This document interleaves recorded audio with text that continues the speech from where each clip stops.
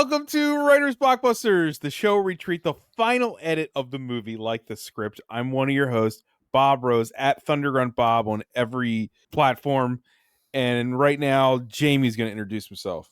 Hey, I'm Jamie Nash. I am the writer of Save the Cat Writes for TV and the Save the Cat Beat Sheet Workbook, and the soon-to-be Save the Cat Writes for Horror, which isn't announced, so don't go looking for it unless you're listening to this in 2026. It's already an old book by then. So then go check it out. It'll come out soon. I might as well just plug it because I know like the book's going to show up anytime now. So I'll just start plugging it. And I'm a screenwriter as well.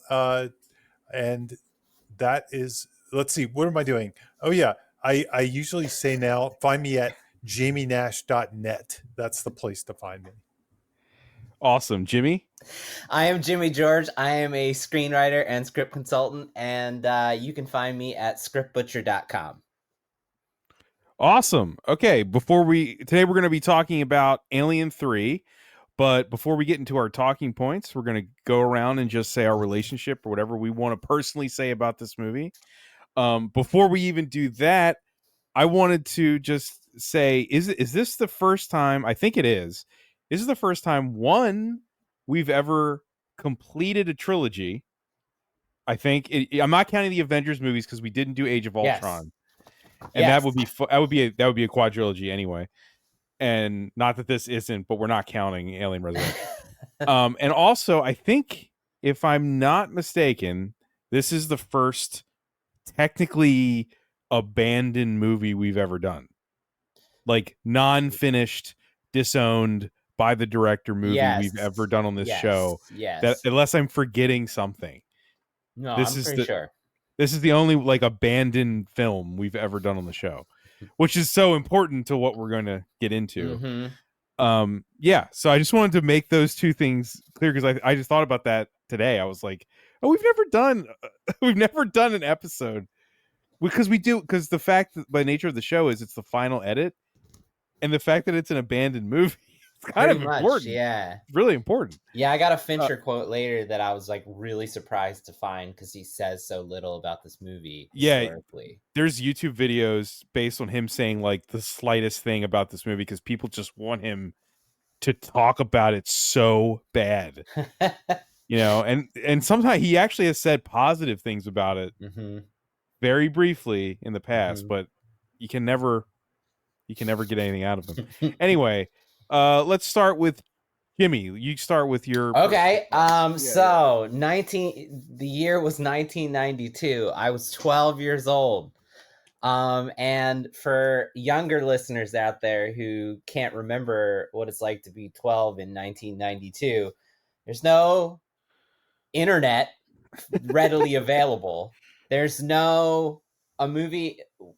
In order to get into a rated R movie, it was still very strict. Like, it was hard to get into, so I didn't even see this movie in the theaters. Even though my parents would occasionally accompany me to rated R movies, I did not see this particular movie because of that reason. It wasn't like my friends and I could just go and watch it. And then even if we wanted to rent it at Blockbuster, we wouldn't be able to do that either. Like, you couldn't. So the only way I would have been able to see this is if my parents would have gotten it for me somehow. So in that climate, in that cultural time setting, how my friends and I watched rated R movies was there was a kid at Arbutus Middle School who was selling bootlegs like out of his locker of bootleg VHS. So like we would buy bootlegs of like movies that we couldn't see from this kid who I don't know where he was getting them from, but at middle school. So I saw this before it came out to rent for the first time on my very first bootleg VHS watch when I was 12 years old. I distinctly remember, because I didn't know what to expect, that there was someone's head, because someone just filmed it in the theater, and someone's head was like in front of the 20th Century Fox logo, and I was like, what the hell's going on? Like, and I had to get like accustomed to there being like some dude's head in every shot for the No, man, duration that of was the David film. Fincher, man. He was out there. He just put the head in. So I saw this on a bootleg with someone's head when I was 12 years old, a grainy, shitty quality version. And then, yeah, over time, I think this is a good movie, and I personally don't think it gets great until she finds out she's infected with an alien, which we're going to talk about later. From then on, I think it's a great movie, but that's only like the last third of it where she's aware of that and we're aware of that. So I have no issues. I'm not a hater of this movie. I understand why they killed off the characters between 2 and 3 and why they did that. And we're going to go into that too. So yeah, that's Cool. that's my Jamie, anything you want to say? Yeah. So, in the Alien and Aliens podcast, I talked about how Aliens was one of the kind of, still to this day, might be the greatest moment in a theater that I've ever had. Just the most intense, the most crowd into it moment. That was Aliens. It was, I can't think of too many more. Maybe Raiders of the Lost Ark, but it was a little different. So Alien 3 was definitely a movie I wanted to see. It's weird. The thing I remember most about Alien 3. So I was in college at the time, and I was I'll put it in quotes, film school. I really ended up with a computer science degree, but I was a film major up until my senior year because you weren't allowed to take the film classes unless you were a film major. I had no intention of graduating with a film degree, but I wanted to take all the film classes. So I was a person that was very interested in camera work and camera movement and lighting and all that kind of stuff. And I was almost more interested in that than story. I didn't care as much about story. I was a big time Terry Gilliam guy at the time. I was Anyway. There was a lot of, I like dark things. I like the Brothers Quay animation and all this other stuff. But I also was a big time Premiere Magazine subscriber. Yeah. And I talk about how Premiere Magazine, I think I've talked about this before, had a major influence on me. Like I put it up there with all the other things, like going to see all these movies every Friday. But reading Premiere Magazine and reading about inside the business stuff was a big deal for me. And one of the articles, if not the biggest article I can remember reading, they did long form articles, was for Alien 3. And it was all about Fincher and Sigourney. And it kind of cleaned up a little bit of the mess, but still emphasized that it was a really hard shoot and Fincher barely survived. And he was this young guy that came from stuff, and he loved Alien. And he wanted to make like a visually intense movie. And all of that stuff just hyped this movie up for me to go see it. And when I saw it, much like Jimmy, I liked the movie when I saw it. I mean, it hit the things I liked. Again, I wasn't as much of a story guy, so I probably excused a lot of the structural issues we'll talk about in this podcast. And I also was probably, as a young college student, I was a little bit more nihilistic, and I was okay with movies that just were kind of dark and said "screw you" at the end, and that was the way they did it. This movie kind of did it, but it also hit a lot of sci-fi buttons. Like I liked the prison idea. I thought putting it's funny because I'm not as into, not that I think these are bad movies, but like we were talking about Prey. It's fine. I think it's a good idea to do that movie. It doesn't get me excited anymore to let's take the monster and put him in a new time frame or a new era or something. And that's kind of what this did. It was like, let's take the monster and put him in a prison, and see what that is, a sci-fi. But when I was in college, I thought that was a really cool idea. I was like, this is a great idea. It expands the world building. I kind of even liked, even though now I know it was a hodgepodge of ideas, I like the religious kind of stuff, the monks. I liked all that stuff. So I kind of dug this movie. It wasn't as good as Aliens. It wasn't as good as Alien, but I still like it much better than any other of the Alien movies that followed. So for me, I like Aliens the best, then Alien, then this one, then the rest. So I have fond memories of this movie. Awesome. So I woke up at like super early this morning, and I was like half asleep, and I was like, I need to write down some thoughts about Alien 3 from my, from my heart, right? And I must have been out of my mind because I ended up writing like 2 pages worth of shit. And I was like, I don't know, I read it like 2 minutes before we hopped on here. And I was like, I can't read this. It's so up my own ass about the whole movie. I was like, I'm just not gonna subject our listeners to this. I But say you do it. I don't know, man. It's too long, but I'll say this. I love this movie a lot, and it's a mess. It's a mess of a movie, and we know that, and I think I've been excusing that as a fan forever, but it's grown on me over the years. I actually love this movie a lot more now than I did when I was a kid. And I probably saw it in I probably saw it on cable or something as a kid. My parents did not take me to see Alien 3 when I was a kid. Because I was young, I was even younger than you, Jimmy. Yeah. But I've loved this movie ever since I was a kid. But as I get older, I love it even more. And basically, the menagerie of stuff I wrote was me defending the fact that I think that while this movie does take a licking, and I understand why it does, because it kills 2 characters from one of the most beloved movies of all time. But I think that that's actually necessary for Ripley's and the point of Ripley as a character over the arc of 3 movies. And it's the whole the crap that I wrote was basically me arguing like stuff like saying that the trilogy itself is kind of Kafka-esque. You know what that means? Because it's this unrelenting beast and this world filled with men that are always either sabotaging or doubting Ripley. And Alien 3 is kind of like, it strips away almost all the genre of the first 2, and it's her just left with a bunch of men that are violent criminals and her stuck in this prison with an alien. It's like the natural progression of the other 2 leads to Alien 3, and it's, bleak and nihilist and everything. And what that says about Ripley as a hero and as a protagonist, and how in the end she chooses not to continue the cycle. And Alien 3 kind of is aware of the cycle she's going through, because like the end of Aliens, we've done Aliens, so listen to that episode. But the end of Aliens is optimistic, right? It promises her a family. And then this takes it away.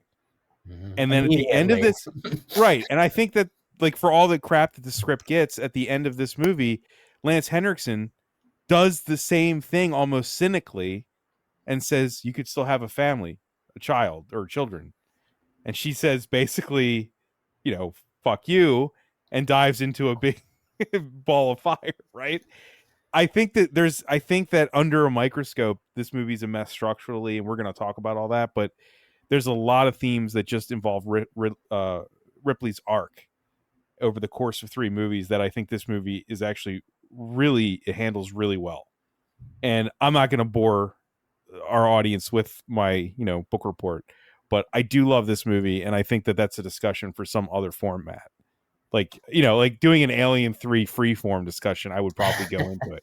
But does any of that stuff I just said kind of track? Absolutely. I think when we get to the section about Ripley and the arc stuff, I think it's all going to come up. There's stuff about the motherhood lost, and and the fact that men have kind of ruined, just as much as the alien has ruined her life since the first movie. Men have also ruined her life since her the first agency movie. Triumphs, dude. Her agency triumphs in this movie. There's just so many different facets of Alien 3 that kind of finish off what was started by the first 2 movies, and it never gets that kind of respect from people. There's and I'll say that's the last thing I'll say is there's such a huge fan base of Alien 3 now.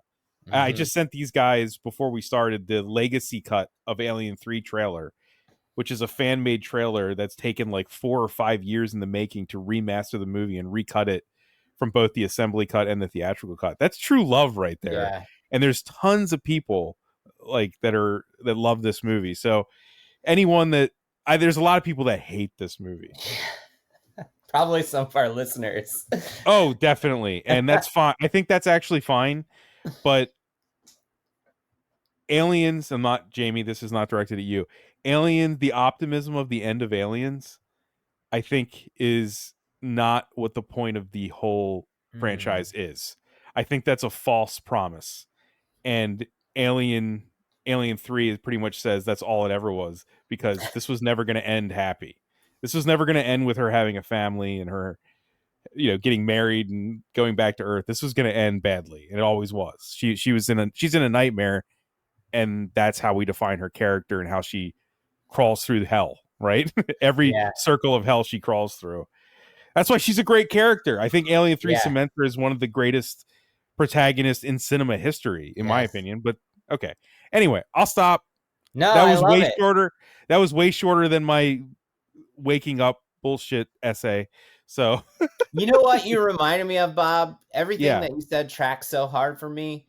I didn't put it on the talking points, but I wanted to see if you guys agree. sure. There were Yeah. so many lines that it felt meta, self-aware, talking about 20th Century Fox Yep. and what it was trying to do with the movie and the trouble. Like Weyland-Yutani, whenever it's referenced in this movie, it really sounds like the creators are talking to Fox and they're Yeah. talking about this franchise and the troubles. They're trying to do this and they're trying to weaponize this. And every single time Weyland-Yutani is brought up and debated, it really feels like the creators are talking about their problems with Fox. Well, I would go so far as to say when they show up, it's like them trying to take away The movie. from Yes. from Fincher, and then he just dies in the lava with it. He just says, "I'd rather kill it than let you guys have it," or something. Which is very much like Matrix 4, which I'm going to reference later. Yeah. Yeah. Yeah. There's that line in there that Ripley says during that kind of like dream thing.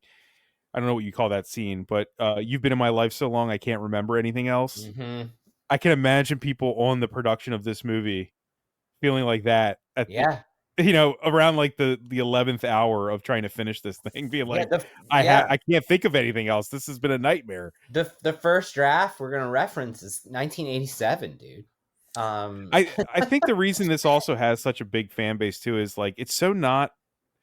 It's like as much as we've talked about Aliens. Aliens is such a commercial movie. It's such a great commercial movie. This is such a really odd swing. It's mature. It's almost artistic at times of how bleak and depressing and nihilist it is. You know, it's just such an odd big budget movie for the franchise and just for the 20th Century Fox. Like, it's just such an odd movie to exist. Anyway, I mean, that brings us to Jamie, who wrote this shit, which is a giant answer. Yeah, well, I'll give you the writers of who got credit, and it's Dan O'Bannon, who gets credit for the original, I guess the original characters. Ronald Shusett, is that the guy's name from the original credits? I think that's how you pronounce it. Yes. And then Vincent Ward, who gets some credits. Let's see. I'm sorry, I'm digging it up here. So we got Dan O'Bannon, Ronald Shusett, based on characters by Vincent Ward, who we'll talk about in a second, who gets some story by credit. And then is it Giller or Geiler? I always forget. I think it's David Geiler. I think it's Geiler, yeah. David Geiler, Walter Hill, and Larry Ferguson get screenplay credit.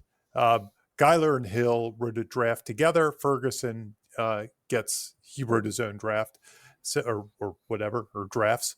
And that anyway, that's your credits. There was also, if you watch the making of doc, that I sent these guys the DVD making of doc, but they also say that Barry Cred and then David Tohey. Right. Yeah, also I did have a gigantic list I'm going to go down by. Right. David Tohey's the Riddick guy. Yeah, Yep, before yep. Riddick. Yeah, way Yes. before Riddick. Yeah. Yeah. And Well, did you want to touch on that, Jimmy? David's got some. You got some? Okay. Before I go, did you have some? Well, Jimmy has the definitive list, but that we'll get to. Because I don't even remember where it starts. Does it start with William Gibson, or was that? Okay, yeah. I got here's all the I got the receipts, as Jamie called it. Yep. William Gibson in 1987 wrote 2 drafts, and what survived from those drafts is a character had an identifying barcode tattoo, and they just kept that one character's tattoo and put it on all of them. So that's where the tattoos came from. Hell yeah. No, Gibson, go ahead, Jamie. Just to give some context on who William Gibson is, in case there are people listening that don't know who William Gibson is, but he's kind of the guy that popularized what later became the Matrix and cyberpunk. I mean, when I was a kid, he was everything. Like, he still is kind of. He kind of had this film noir approach to cyberpunk writing, and he had like Johnny Mnemonic was actually. I was about to say one of my favorite movies. Yeah, Johnny Mnemonic. And that's based on his short story, or maybe novella. I'm trying to remember, but he had the other ones I think of are like Neuromancer. Yep. But he did like all these great cyberpunk novels in the 80s. So, you know, when I kind of attribute RoboCop to him in some ways, like parts of it, but especially like The Matrix and things like that. There's another very popular book, Snow Crash, that wasn't his, that came later, but he really is the cyberpunk guy. So it's very interesting to see his name on Alien 3. Yeah. And didn't his, I'm trying to remember, didn't his screenplay get an adaptation, like a comic book later or something like that? Or is that a different one? Oh, I don't know that. One. That's an earlier Walter Hill draft. Okay. Yeah. Okay. So Also cool that Walter Hill was involved. Yeah, I mean, yeah, that is cool. Walter Hill.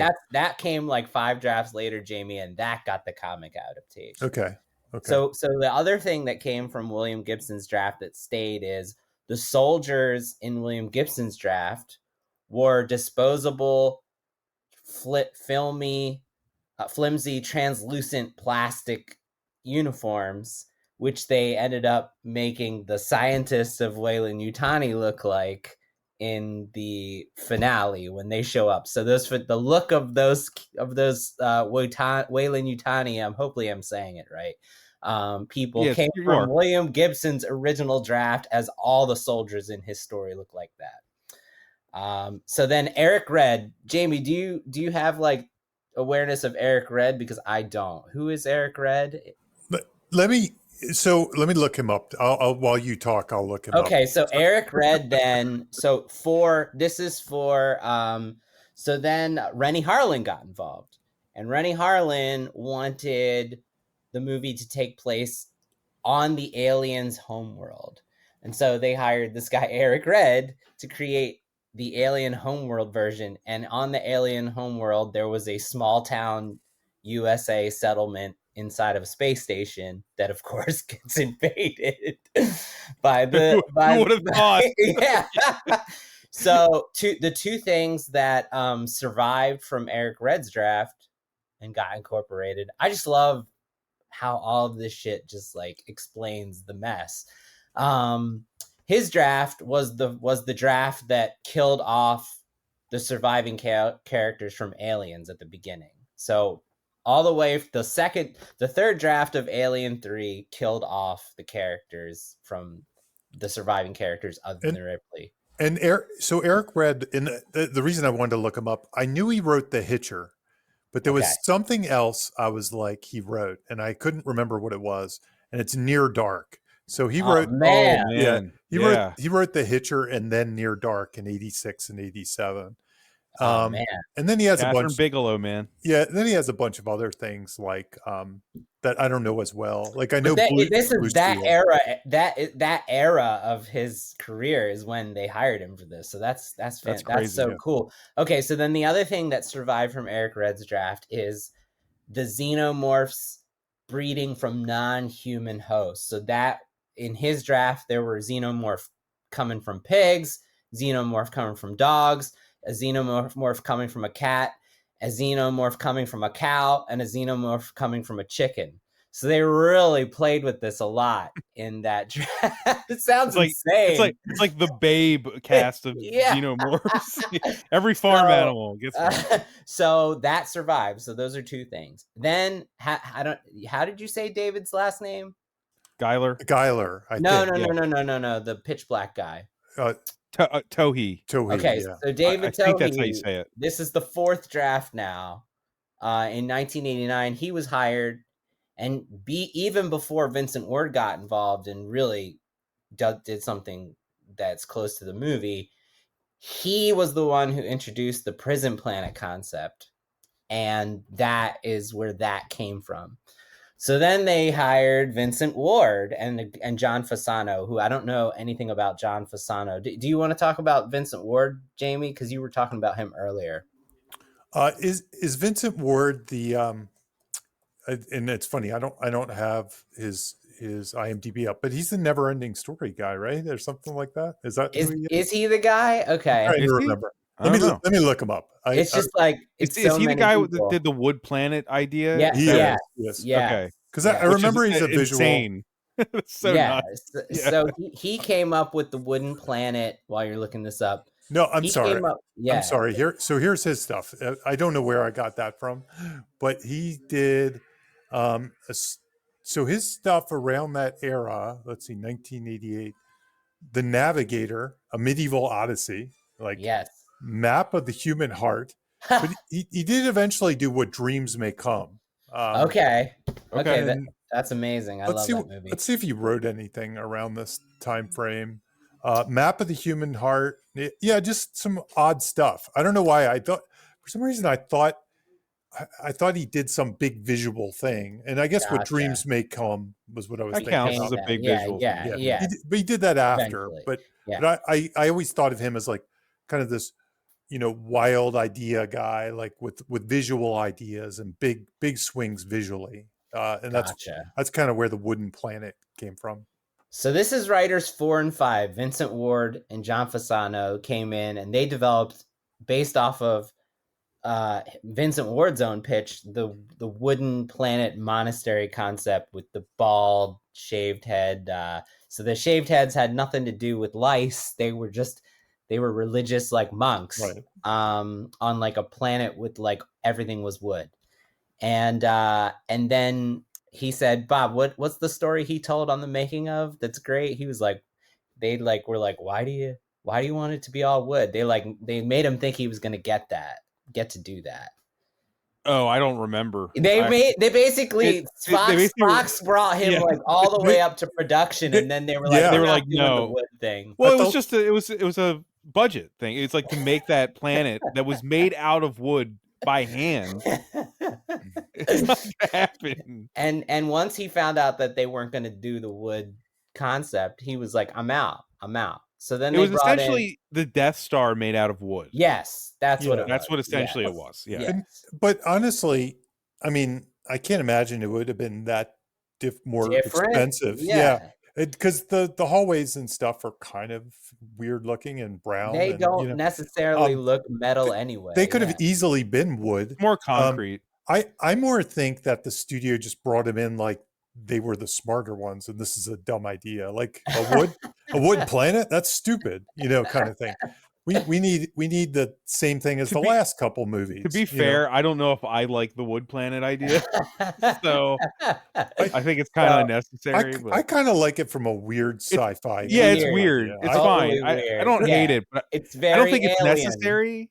Yeah. I don't think it's necessary. How's There's that? something about it that always interested me, but honestly, I do think it's too far off from what they ended up with. Yeah, in some ways. exactly. Yeah. Exactly. So then they brought in, I also don't have this guy up either. They brought in someone a writer named Larry Ferguson, and he eventually got credit on the screenplay.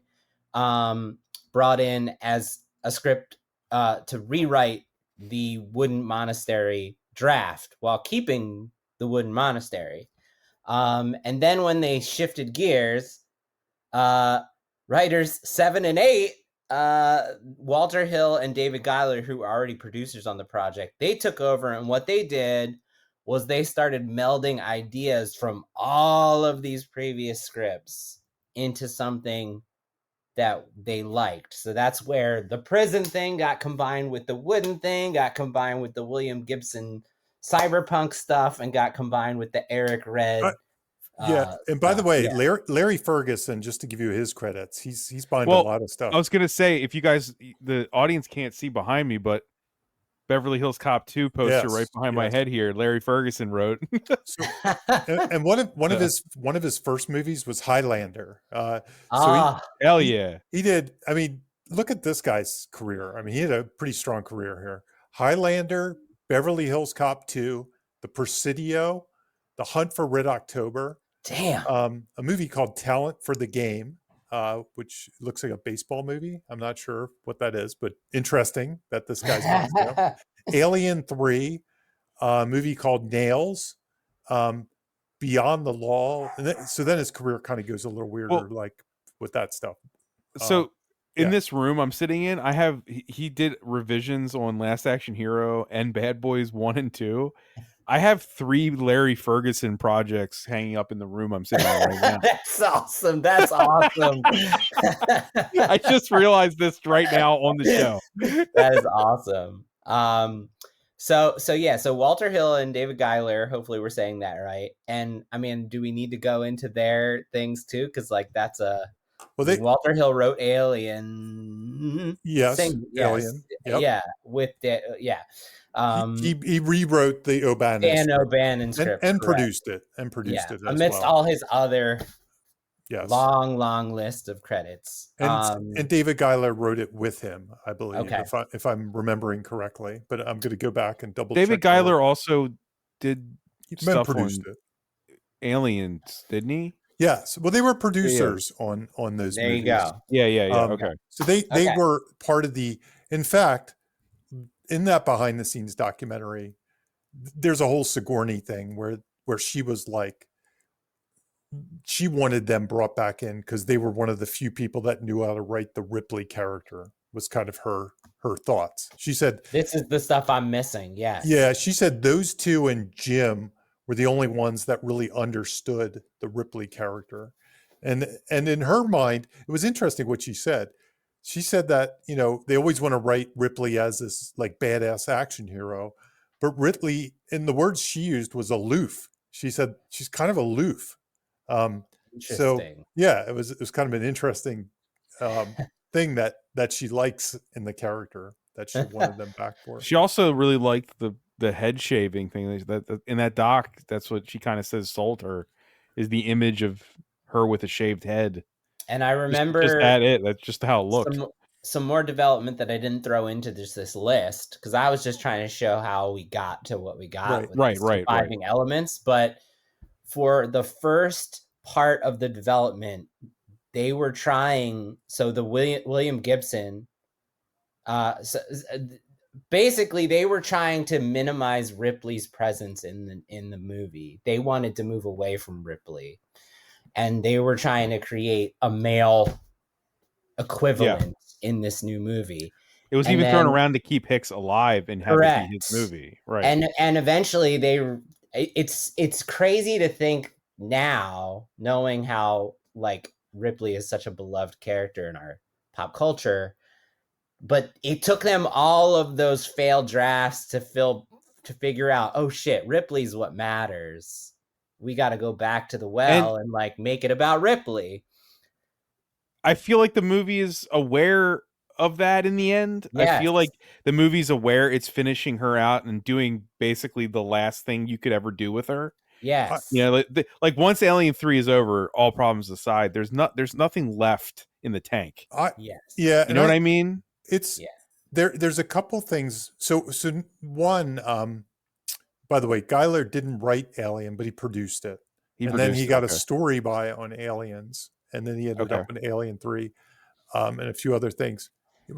Interestingly enough, he did the 1977 screenplay for Fun with Dick and Jane. That was the one. But he also did the Parallax View and all these kind of 70s movies. Shit. He was on The Man from U.N.C.L.E., things like that. Cool. So I remember there's one draft out there, and I don't think it was Gibson, that it had Ripley, like maybe this is just a pitch, but it was kind of Ripley, Hicks, and Newt on Earth. Like, and they were a family now, and the aliens come to Earth, essentially. Maybe that was just a pitch. That's what James Cameron said That's what it was. That's what it was. That's what also he told Ripley he wanted. That's what the show we're getting is basically, right? Is the new show? Yeah, there's even isn't there a sizzle reel on the making of that says on Earth everyone can hear you scream? Yes, that's Yep.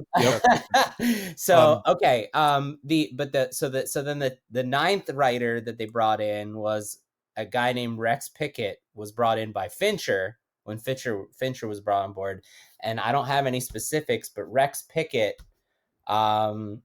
rewrote the movie with Fincher during production. So there was writers 9 and 10 are Rex Pickett and David Fincher. 10 writers that we know of. right. And then Bruce Valanche did some punch ups as well. But the one thing I didn't say that I remember was really important is that ultimately when they realized Ripley, they needed to prioritize Ripley. Sigourney Weaver, they hadn't even like asked Sigourney Weaver during these early drafts to do it yet. And when she heard about the project, she was like, the only way I'll do it is if you kill me in the movie. Oh, so it was Harrison her Ford idea. move. Yeah. It was her idea to kill Ripley. So for all the people that have problem with that was Sigourney Weaver's idea. Which also means that the beginning, even if you left those two alive, it wouldn't have mattered anyway. Yeah, Because the happy ending, yeah, the happy ending of those three living some kind of family thing would have never came to fruition. So that's the gigantic history of how we got to what we got, and yeah, it's kind of a miracle. A lot, yeah. It explains a lot, but it also when you watch that doc or listen to everything you guys just said, it's kind of a miracle the movie even makes sense. I know. It's kind of it almost makes the movie more impressive that it came out like it did. It's also a credit to David Fincher, I think. And a credit to the editor who I believe edited the first movie. Right. Let's see. His name was Terry Rawlings. That's Terry Rawlings is the unsung hero. Right. I mean, in a lot of ways, he's kind of the co-director because this was an abandoned film. That's right? what I'm saying. He made the final decisions. Yes. In the end. And as we talk about, the final edit of the movie is the script that we talk about in this show. The other thing that should be said is like that Vincent Ward draft got really far to the point where he was on set and they were building sets and doing design work and building like the bodies of Newt and stuff like that. And they were building aliens. So when Fincher came, he had to, like, that stuff was already in motion. Like he could choose to scrap it at his own risk, but he kind of had to, it was almost like a 48-hour film project where he was at the mercy of like 6 years of development. And just if for anyone that's listening, at this point he was basically a commercial director and music videos. He didn't. Videos, he was not a known person. He was as fresh as, I don't know. I can't think of an example today because you wouldn't know who he is. It's like them giving Jurassic World to that guy. What is his name? Colin Trevorrow. That's exactly right. It's the same thing. It's kind of that, but they didn't do that really back then. They didn't do it, but they did it then. That wasn't a thing you really did. I think Rennie Harlan was actually on the movie for a while. Yes, he's the one who the second draft on the Alien world. That was his. And to his credit, on the Alien world. To his credit, he's the one that said, the movie shouldn't be more space corridors, right, and another ship. It needs to be on land, which I think is a good move because we've seen two movies of Well, I think that was what was cool about Aliens was it was different. You know, it wasn't it was in some ways when we analyzed it, I realized the structure was more of a rehash than I thought, but it doesn't feel like a rehash at all. It feels like completely a war movie instead of a horror movie. It feels very different. And it sounded like Rennie Harlan was aware of that. He was like, I need to do something different. If the first one was this tense claustrophobic thriller and the second was a war movie, the third one needs to be different. I would argue this one kind of goes back to the well a little bit to the first one. So I'm probably the studio decided that. They were probably like, no, we need to make it like the other stuff. The thing that I find interesting about the making of this movie, whenever I've watched that doc like 3 times now, is that no one suggested there be 3 aliens. Right. I always find that odd because it's like the name of the movie is Alien with the 3, Yeah. and I'm just Yeah. like, it's weird that there's one alien in this movie. Every time I'm always like, why didn't they ever pitch that? Like, it just seems obvious. I don't know. Yeah. I think they should have called it Alien with the $sign on the end, but actually kept That'd the be dollar awesome. sign. Yeah. Yeah. And somehow the alien was wearing like a big $sign necklace or something. Jamie, what was the box office? Because we didn't talk about that yet, right? The box, yeah. The box office, surprisingly, it wasn't bad. So the budget was 50 to 60 million is the reported budget. The worldwide box office for this was $159 million. That was worldwide, with a $55 million domestic take, but a $104 million international take, which is big for back then. That's a big number. So, not too shabby. Domestically, where this fits in, my favorite things. It fits in at number 27 on the domestic list at 55. Right behind it, I find this very interesting, is Hook. So it beat Hook. Behind it. Yes. Yeah. So two movies that are hated, that I grew up thinking were awesome until I found out people hated them. Weirdly enough, 2 other movies that beat, 3 movies right behind this. So it goes Hook, it goes House Sitter, which is number 29, Beethoven. But here are the 3 interesting ones I find: My Cousin Vinny, Sneakers, The Mighty Ducks. Oh shit, which we've done. Yeah, we've done it. Yeah. but also right behind that. So this shows you how good the movies were in the bottom 30 this year in 1992. JFK, which I would have thought that made a ton more money, to be honest. Yeah. I would have thought that was a top 10 movie, because it was a big movie when I was around that time. Single White Female, which was also kind of a surprise hit. And then a movie that I still kind of regret, Medicine Man.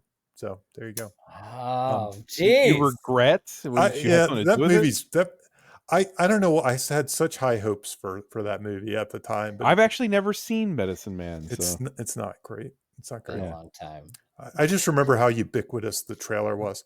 The top few movies of 1992, Batman Returns is number 1. Also done on the show. Yep. Lethal Weapon 3 is number 2. Hell yeah. Sister Act, which I'm surprised we haven't done, is number 3. Home Alone 2 is number 4. And Wayne's World is number 5. Yes. Funny, did you ever think we would hear so much about Home Alone 2 in 2025? But I know. That's right. It's like the movie I see referenced daily at this point. God damn it. Anyway. Yeah. So do you guys want to get into, you didn't have anything else with that, did you, Jamie? No. I know you like your list, so I didn't want to cut off your list. That's my list. Okay. But you know what? That budget, that box office for 1992 or whatever is pretty good. I mean, it's pretty great. It shows right? you why they made Alien 4. I mean, it was enough that they knew, even with all the nightmare and all that stuff. I mean, we're never doing Alien 4, I assume. But I'm going to say this: I don't want to do it either. But I actually kind of enjoy it as a crappy, fun movie. Like, it's not good, but I enjoy it. It's weird. I put this one. Super weird. This one to me is Alien 3. Feels like movies that I like that a lot of people hate, which are like. Yeah. So I'll give you a couple sequels I like that a lot of people hate. Halloween 2. I like Halloween 2. It's kind of like Halloween 2. It kind of gives you what you want and gets out, kind of thing. Jaws 2. I kind of like Jaws 2. I think it's not the great movie Jaws is. It's not a masterpiece, but I kind of like Jaws 2. This is the weird one for me. A Lost World. I like that one. I love A Lost World, man. So this one is kind of like. I was also going to say RoboCop 2. RoboCop 2. Yeah. Irving Kershner, man. Dude. But a lot of people hate those movies because they're not as great as the originals, which are masterpieces, But the Godfather 3 effect. You can't have 2 masterpieces and then it'd be an okay movie. I have to watch The Godfather 3 again. I need to watch that. I saw it in the theater once and I never saw it again. But anyway, that's the way I feel about this one. I really liked it. I've seen it multiple times. it's not the masterpiece that the other two are. It's something else. And that's the way I kind of feel about it. I'll say this. I know we're not at the beginning anymore, but this is weirdly the one I feel like I visit the most. Interesting. Which is odd. I don't have a passionate reason for that, but when I feel like watching an Alien movie, I usually go to Alien 3 in the past like 10 years, and I don't know. Maybe because they keep recutting it and you have more to Yeah, watch. No, I usually watch the assembly cut. That's usually where I go. But I think it's the stuff I said at the beginning. It's so bleak and weird. Mm-hmm. And it speaks to me as I age and my, I'm falling apart and everything. So there's something about this movie that kind of speaks to getting older and things, ending and shit. So anyway, slow burn horror. Let's talk about that. Yeah. So with this particular movie, as is Alien and Aliens even, it kind of falls in the category of slow burn horror, even though Aliens doesn't feel like it the way it kind of has a lot of stuff going on. So in my Save the Cat Writes for Horror book, I kind of have two general horror structures. One I call relentless horror, and the other I call slow burn horror. And relentless to me is something like Evil Dead 2 or something like that, where you see the monster up front, and immediately the story becomes a battle for survival. Immediately. And everyone recognizes they're in a battle for survival. And that's the movie, that's the engine. Can we survive? How do we survive? And it's relentless, and the monster's relentless. It keeps coming back. There's really no room to breathe. Then there's, almost 50% of horror is the other thing, which is slow burn horror. And in my opinion, horror always turns into a survival story. Like every single, right. Like I almost feel like that's the difference between a horror movie and a dark movie with supernatural stuff. Yep. Is horror movies are always at some point a battle for survival in some way. And in a slow burn horror, it can come as late as like the All Is Lost or the third act, where you click into the battle for survival. But most of them, especially the movies I grew up with, they hit about the midpoint. That's when it becomes a survival movie. That's when everybody there looks at each other and says, "We're gonna die. We're gonna die if we don't fight back. If we don't do this, or right. something." Yeah. So yeah. And this movie is like that. And there are some techniques that I wanted to kind of mention in slow burn horror that will be in my soon to be published one day book. So some of those techniques, sorry, I'm digging up so I can say them all. So first of all, it delays the full threat. It keeps it off the screen. So then the question becomes, if you're going to delay, and Alien 3 delays the threat, and we're going to talk about that and how that's kind of a weird problem in this movie. But it usually pushes the threat somehow, either because they don't know it's real or they're doubting or something like that.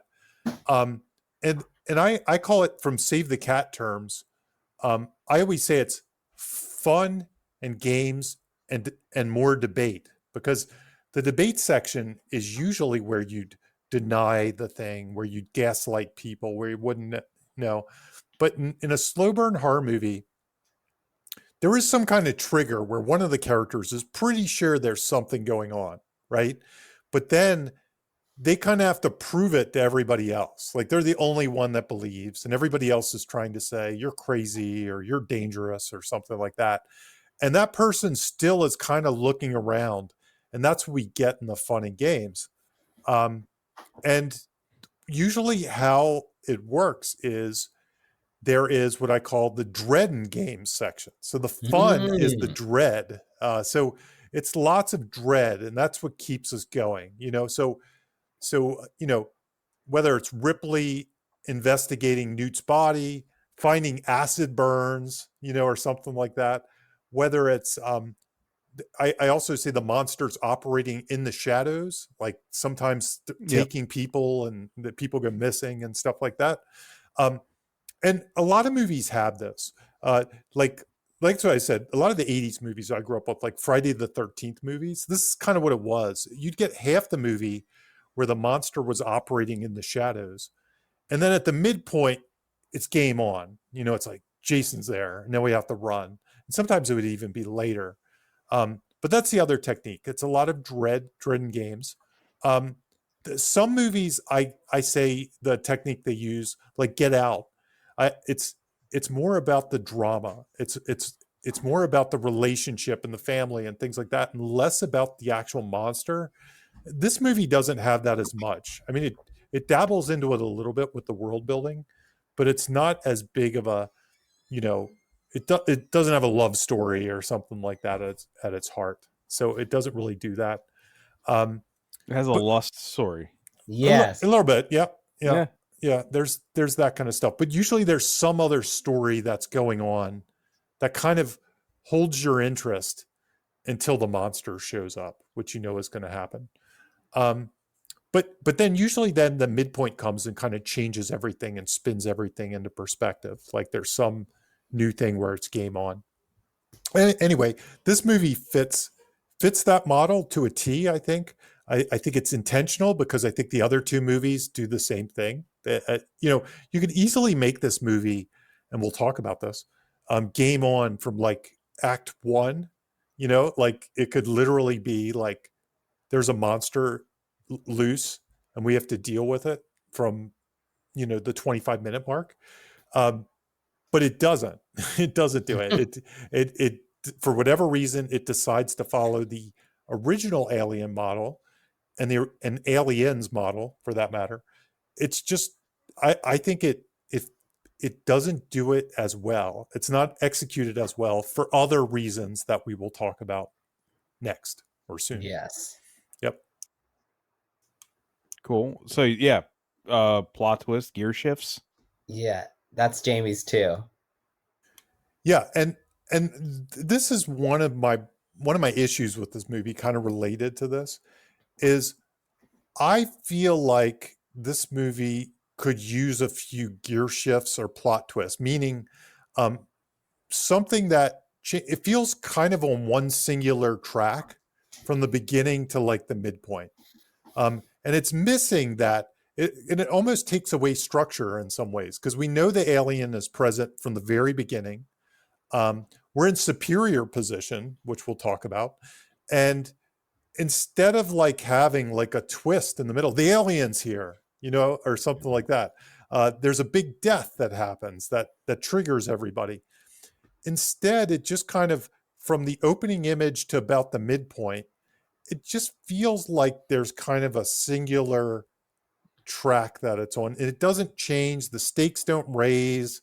Things don't get more dangerous. There's no new information that really comes about, except maybe that the alien like looks her in the face and doesn't kill her, but which is close to the midpoint. It's close to the midpoint, which is close to the midpoint.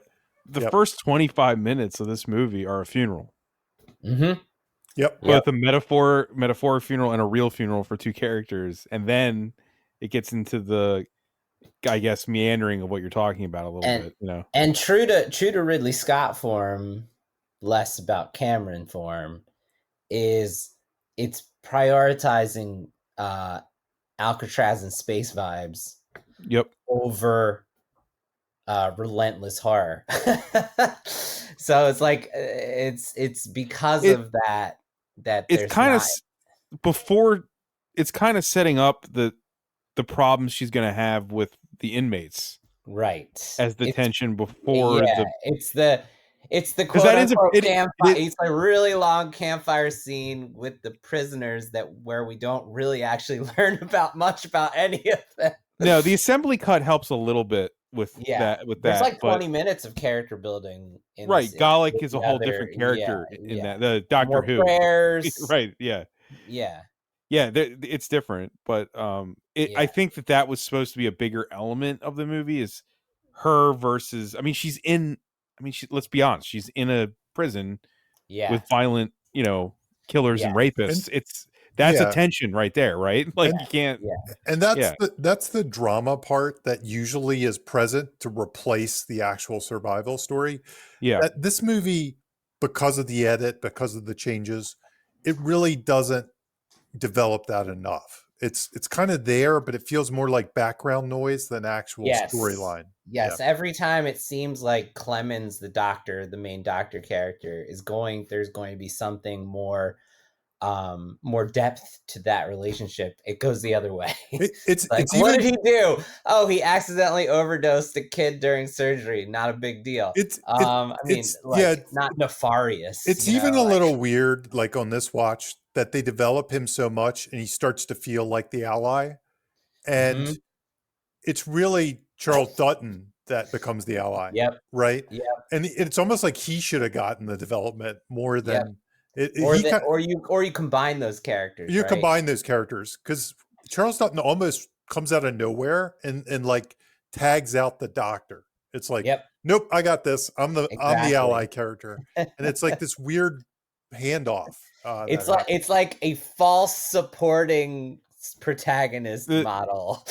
Like the lofty apologist in me is like, that's why Alien 3 reminds me so much of real life because of the way that it jumps around like that, and it's so nihilist and cold. Your best friend is dead.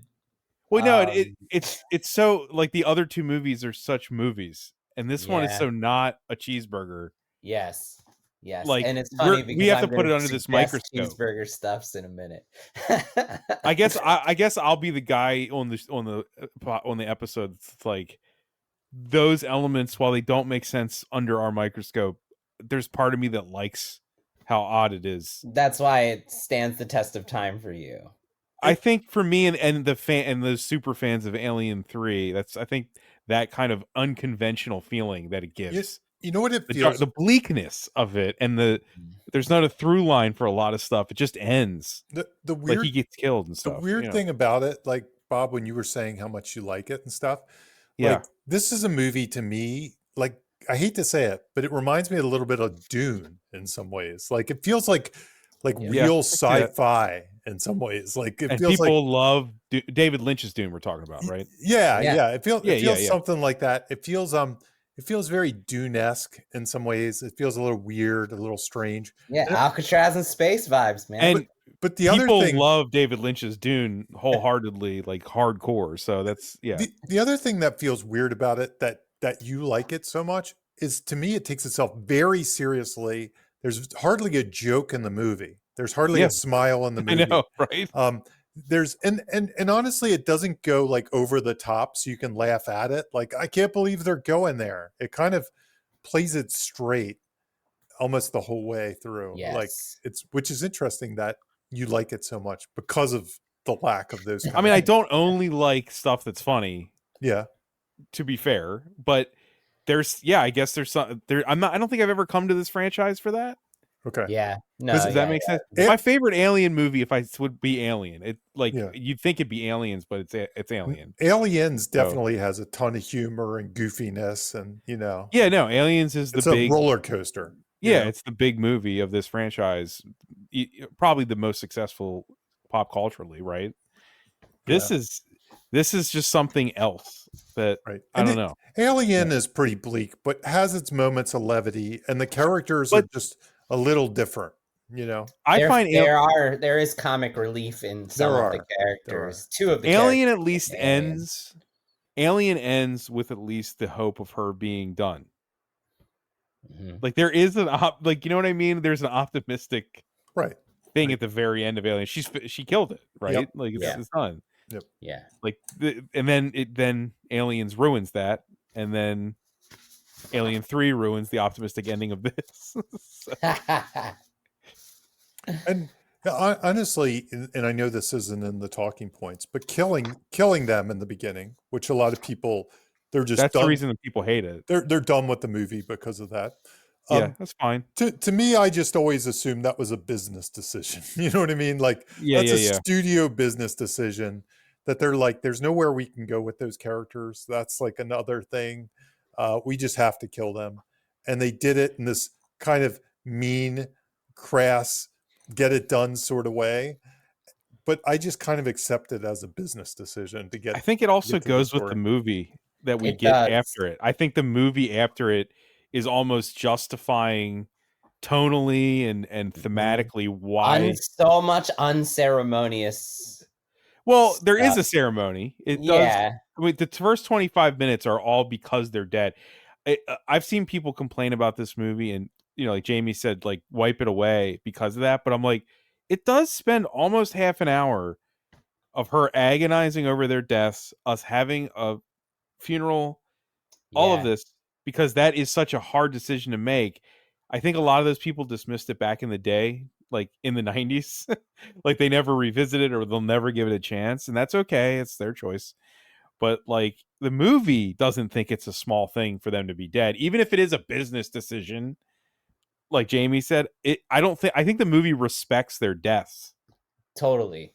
And I think it uses that nihilism and darkness for what Ripley has to finally go through to basically sacrifice herself to save humanity. What she views. Humanity, basically. Yeah, right. And yeah, they cut some choice lines out of the. I never use that phrase. They cut some great lines out of. You the already said assembly vibes cut. during this episode. I said vibes, choice, man.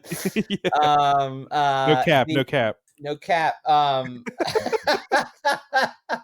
That there's a line during the autopsy. Jamie, have you seen the assembly cut?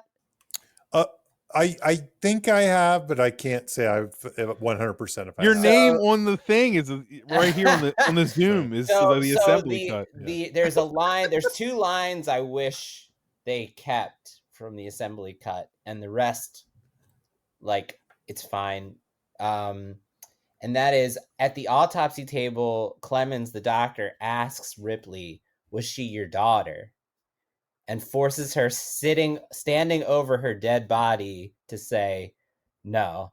And like wrestle with the fact that she was like a mother to her and wanted to have a family and all that. And the fact taking that away, I mean, robs that moment of even more poignancy. I don't know if that's the right word, and then the second line, Bob, is after she finds out she's pregnant, that's not pregnant, infected with the alien. There's a theme of pregnancy, though. I know, but I know what you mean. My wife had a big problem with me using that phrasing, so I'm trying to respect that. No, I think she's right. I think your wife, Jill, is right. Jill was like, "You don't say that. That's wrong." Right.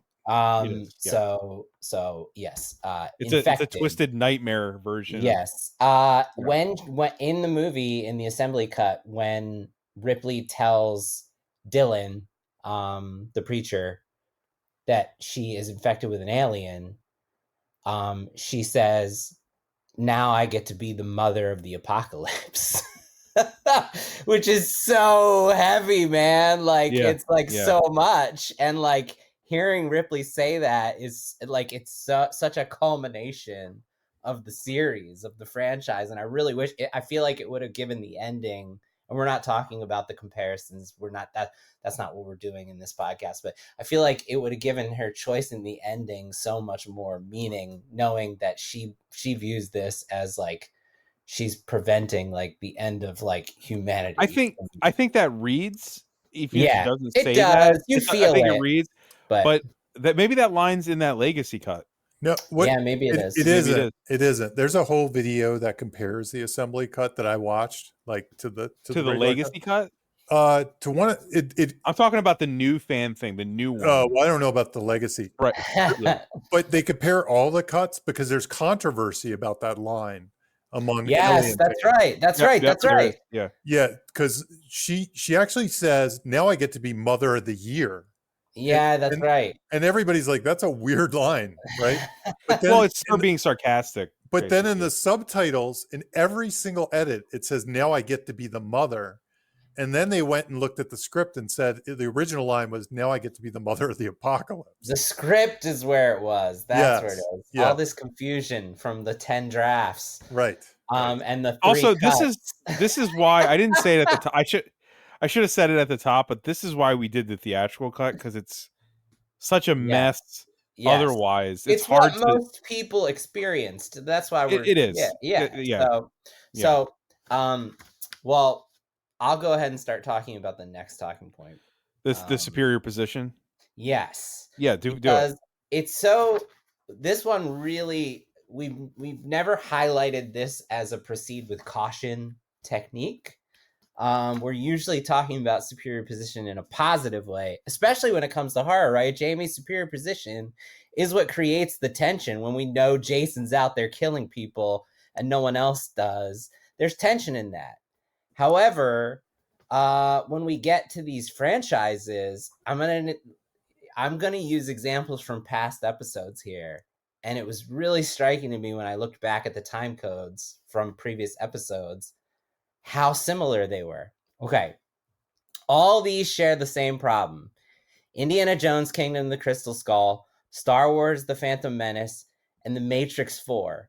All three of those movies, it takes an hour for the main heroes to catch up with the basic franchise knowledge that we already know. So we're ahead of Indy, we're ahead of Neo, we're ahead of Obi-Wan for an hour. I don't even remember the Neo thing at all. Okay, so in Neo, you don't have to rehash it if you don't want. No, it's I'll rehash these. Neo doesn't know he's Neo for an hour. He doesn't know that. Oh, okay, right. We're waiting for an hour. I haven't rewatched that He movie. still thinks he's in it was all a video Thomas game. Anderson. Yeah, right. Last time I watched that movie was when we did it, so I don't really remember. Yeah. So it creates the superior position actually ultimately makes the movie worse. Them using it as a tool, they think it's creating tension, but the longer you use it, the longer the gap between the hero's knowledge and the audience's knowledge goes. I'm discovering through these movies we're watching that aren't working, sometimes it's too much. You have to close that gap. So Indy, we learn at 15 minutes that the skull is alien and otherworldly, and we already know from the trailer. It takes Indy 90 minutes to understand that it's of alien origin. But what a brisk 90 minutes. And we know that Marion is Mutt's mother from the beginning, and it takes Indy 75 minutes to learn that Marion is Mutt's mother. So it becomes an extremely frustrating watch because of that. And in The Phantom Menace, it takes 60 minutes for Qui-Gon and Obi-Wan to become aware that there's even a Sith threat to be feared. In Alien 3, it takes 48 minutes for Alien for Ripley to learn that there's for Alien. For Alien, it takes 50 minutes for Ripley to learn that there's an alien in the prison.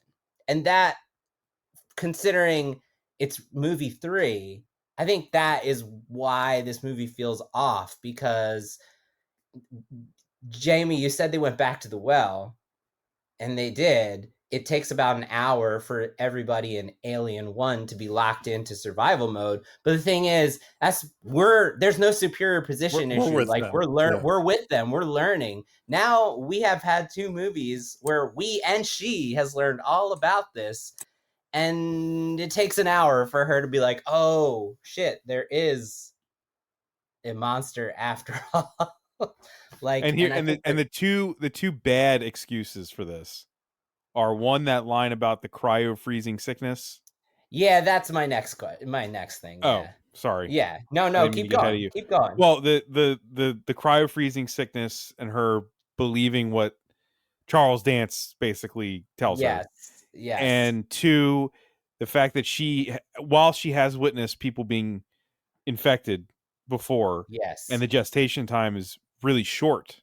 Yes. She's infected with a queen. And apparently that established the new rule that queens take way longer to gestate. Okay. And that's how, right. It's not enough for her not to be suspicious, but those are the 2 loose reasons. Gotcha. That, she's also heavily grieving. She's grieving. That's true. And stuff. And she's in she is in imminent danger also. Don't forget that. But I agree with you. I'm just making light excuses. Yes. I don't think it works necessarily, but if I had to push back, I would say I really like that part of the movie. Gotcha. because it's dealing as more a fan of it. I like her. I don't think we would lose her having sex with Charles Dance if she knew she was infected. You can't have her instantly guess she was infected and then have her like, hey, you find me hot? You know, like you can't do that moment where she's like, I'm stuck here. Apparently the alien threat's gone. This guy seems nice. I'm horny. Let's, you know what I mean? Like that's like a moment in that movie that I really like. That couldn't happen. You're right. You're absolutely right. Right. Yeah. So it's like give and take. The only way to fix it is she gets infected later in the movie. Like she's it not happens physically. Like it's not a surprise for anyone. Yeah. So I wanted to pitch to you guys, and you can cut me off, sure, riff, whatever you want. We did this in the Phantom Menace episodes. I wanted to propose. We don't usually rewrite the movie, but I think for screenwriting standpoint, this is an interesting discussion. Also, for an abandoned movie, we're allowed a little bit. That was edited into what it is now, and I think considering we're all in agreement that it kind of functions. It leans on vibes on the front end heavily, right? Yeah. Okay. So here's some things that are like my rewrite. My pitch is to rewrite this so that Ripley discovers she's infected at a standard Hollywood cheeseburger lock-in. Okay. And I don't think the movie needs to do much to make this happen. And it would change everything.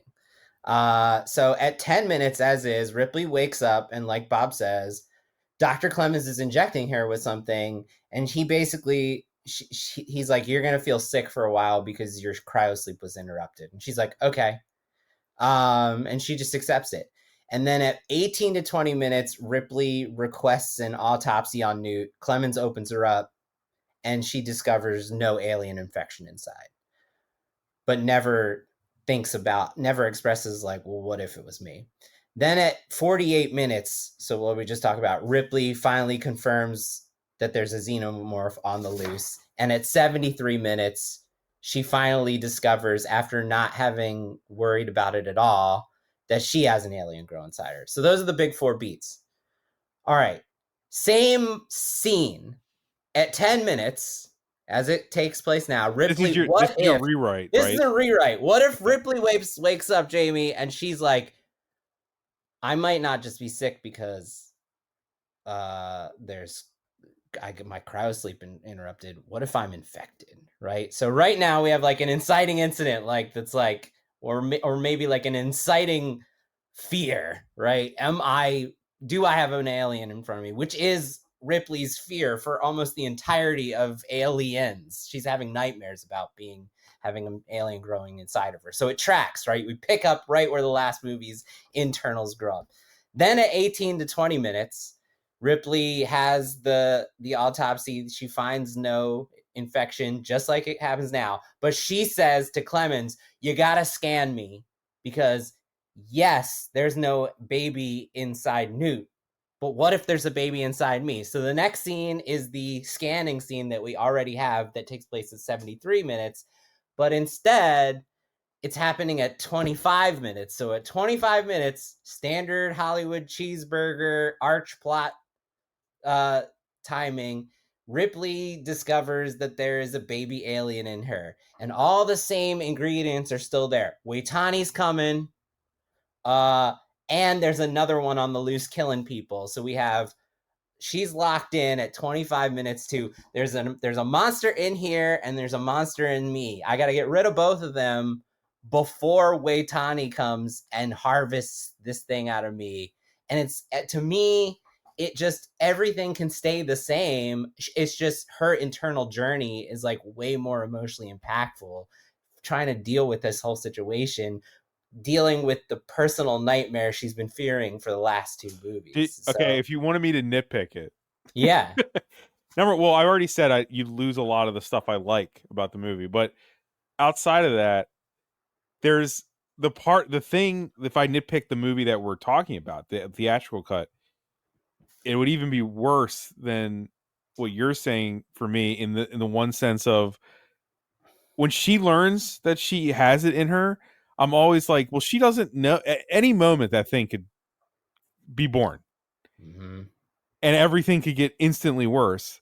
There's a part of me that's always like, when I watch this movie, I'm like, she kind of should just be like, you got to lock me in, you got to lock me up. Yeah. I can't help with any of this, because Yeah. at any second, another creature could be born, Yeah. and everyone is definitely dead. You know what I mean? Like, Yeah. that's like kind of what I've always. Or if anything, then my yes and is maybe she's just doing this on her own, right? She's sneaking off and doing the She CAT doesn't scan tell by everybody. herself. She doesn't tell everybody else, but she's worried about it because the Ripley that we've watched in movie 1 and 2, in my opinion, would be doing that right away. She'd be like, "Oh shit, what if it's in me?" So there's. I think. Go ahead, Bob. Go ahead, Jamie. Jamie. Jamie, go. There's two pitch ideas I'd have. First of all, when do they realize there's a monster running around? When the first inkling is like when he looks down that hole and sees the melted thing, and then like he There's tells Ripley debate, about Jamie, it. but it's not 100% confirmed until she plugs in Bishop. Okay. And at 48 minutes, Bishop tells her like that the log says that the xenomorph was there's a version of this, in my opinion, that if you backed off like her worrying about Newt having one inside of her, make the whole crash a little bit more mysterious and move that up so it becomes more relentless horror at around the 25-minute mark, then you could save the discovery to more the midpoint of your all it's lost. You could even have you could have the inmates just instantly incinerate the bodies so that she can never exactly like she can never exactly, you know, so or have them say they found abnormalities in the bodies or something like that. That's probably the direction I'd go. The reason I'd go that direction is because then you have more gear shifts, right? Then you have like, oh, there's a monster in here, you know, that's a discovery. They have to convince everybody to fight the monster, and then you still have that reveal, oh shit, it's in me, you know, kind of thing, somewhere at the midpoint. And then you still have, and the company's coming as another gear shift. So it gives you like one extra kind of level up, where I think if you did it all at the 25-minute mark or something, you have less to play with, because it is the thing like, why don't you kill yourself? Why don't you lock yourself, you know, in that cage? Whereas I think you could make a case like she's determined to kill this thing, to get revenge, to stop it from the company getting it, you know, all that stuff. And that can be her goal, and it's a strong goal based almost on vengeance, making it matter, you know, making these deaths matter, whatever. I think it's a pretty strong goal. So anyway, that's probably how I would. I like your alt version where it's still sooner. Or the other version that I said too is find a way for her to get infected, like later in the movie, like she's physically infected. She gets infected, like have the face hugger, have another face hugger survive that gets her finally, that finally gets her play with that timetable of like that's the you know, the bad guys close in is is the face hugger gets her. It's a different movie. It's a different movie, but fucked up. You know what? You mean like the face hugger's like it's like this time it's personal. Yeah. No, like you killed my mom, dude. Actually, you killed my mom. Actually, though, that's kind of a great scene to have Ripley get, you know, a face hugger. You know what I mean? Like, we have never seen it. Going like, holy shit. That's kind of a great did happen. We just didn't see it. Right. Yes. It happened before the movie started. You guys are reminding me, like, my biggest problem with the beginning, like when I first saw this and they killed off Newton, and I was like, it's a business decision. I'm okay with it. Moving on, you know. My biggest issue was the fact that there was an alien snuck aboard after all this "stay away from her, you bitch" and all that stuff. And there's another one that to me was the biggest. Well, it issue wasn't. I've it was a always face had. hugger. It wasn't an alien. True. But they're space cockroaches, man. Yeah, it just they're always around. That part bothered me the most. You step on them, they're still alive. Yeah, it's like she was that lame that she could destroy the big one and let this other one kind of be on the board. I was like, that's lame. I think that it depends. I think what you're pitching, Jimmy, is a movie, or I mean, Jamie, you wrote a horror book. Like the reason I like this movie isn't even always so much the horror nature of the alien aspect of it. I like the colony and her interplay with those characters and stuff, and that disappears if it's relentless at the beginning. Yes, and that's because it becomes a different beast altogether.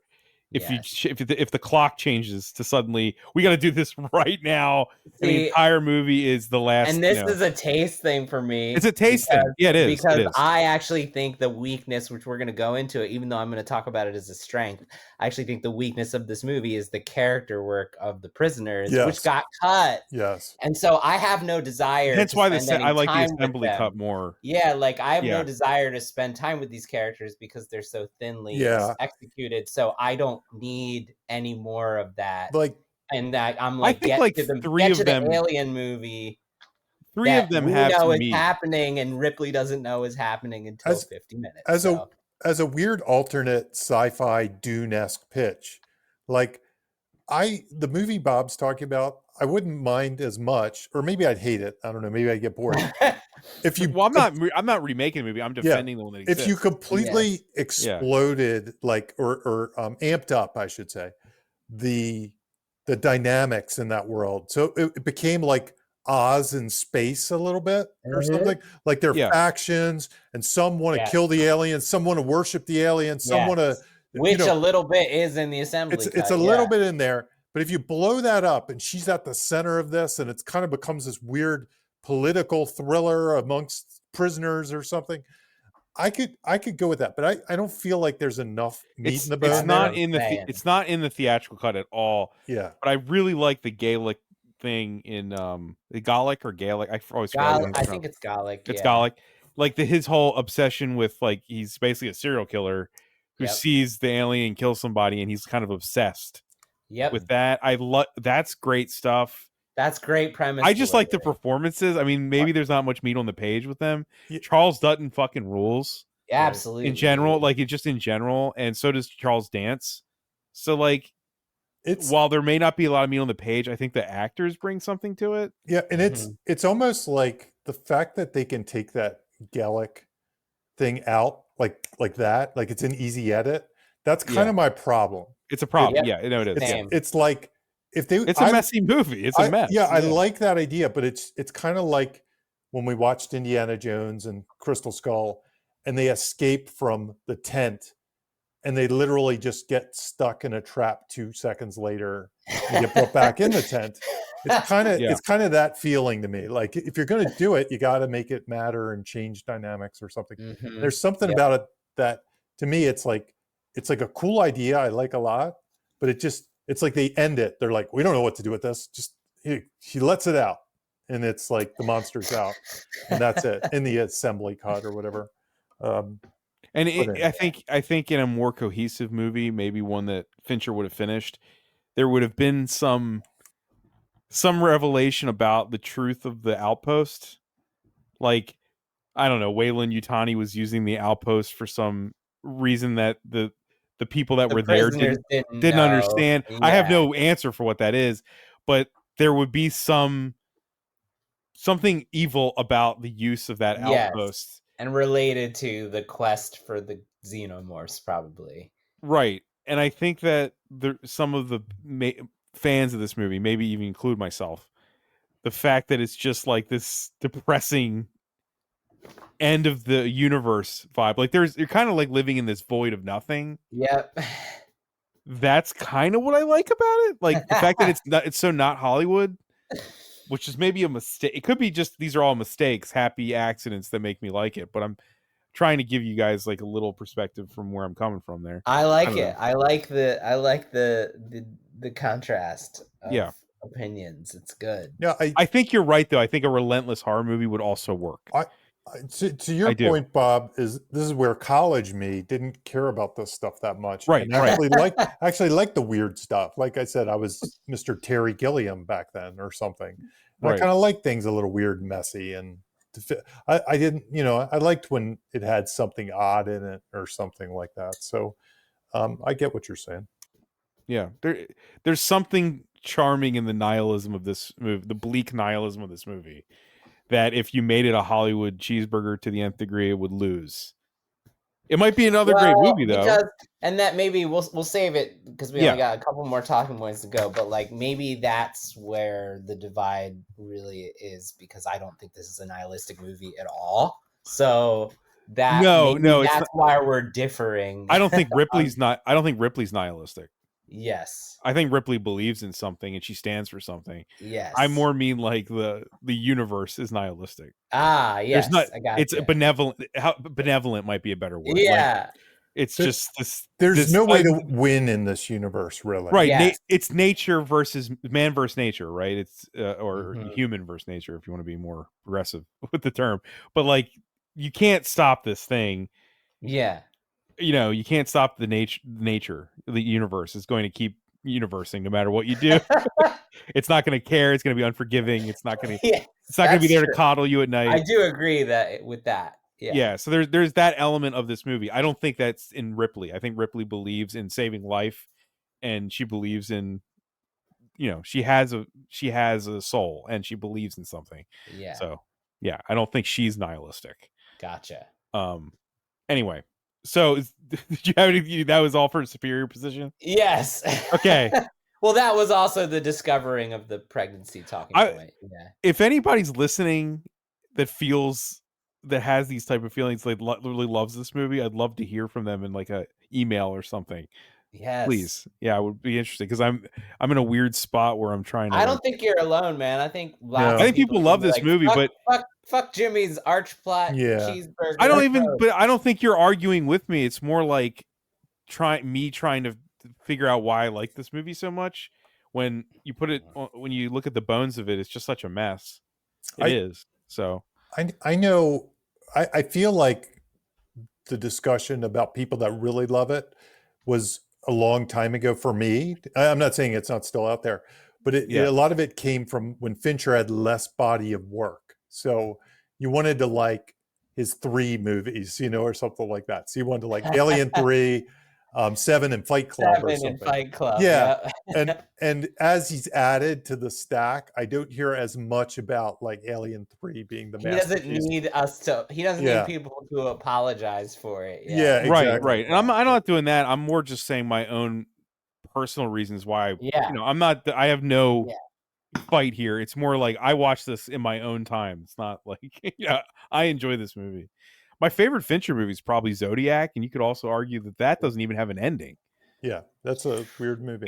That's almost a meandering movie. That's with because no ending. It's a true story. Yeah. It's more like the Mindy plot, right? Yes. The way that life is. Yeah. Yeah. So that fits that approach. Yep. Yeah. You want to talk about untrustworthy allies? Yes. So this one we've only talked about a couple times on the show. So if you're listening out there, we went way more deep into it than I'm going to go in the Mission Impossible Fallout episode and in the Willow episode specifically, and in the Guardians of the Galaxy episode. So this is only the 4th time we've talked about it. So I think where this movie shines from a script standpoint is this technique, which is untrustworthy allies. So when I'm reading a lot of, we hit the bingo card. I read aspiring screenplays from aspiring writers all day. That's my job. And one of the most common things is the team just gets along way too well. Like everybody gets along, and just it's a delightful experience. There's no conflict.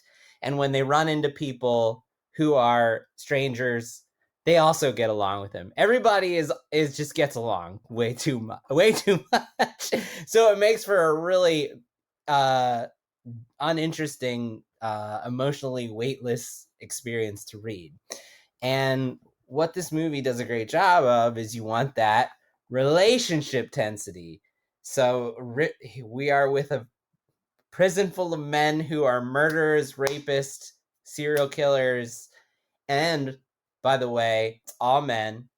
And by the way, they have not seen or been in the presence of a woman for years. So it instantly, from the construction of these characters, creates as Bob said earlier, that is the main tension that's happening because of that, and that's totally in the writing. It's also an extreme, from my point of view, it's an extreme of the other two movies.